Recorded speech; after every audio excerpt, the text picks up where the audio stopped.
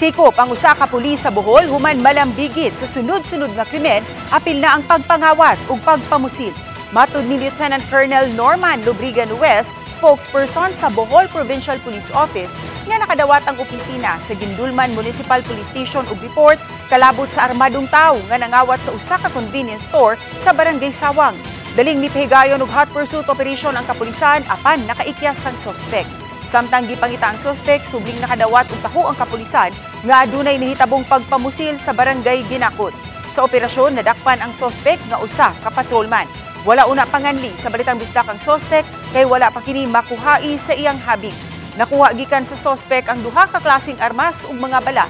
Ang suspect ana-ana sa kustudiya sa Gindulman Police ug mag-atubang og patong-patong nga mga kaso. Ipaubos usab siya sa administrative investigation ingon man sa psychological ug neurological evaluation.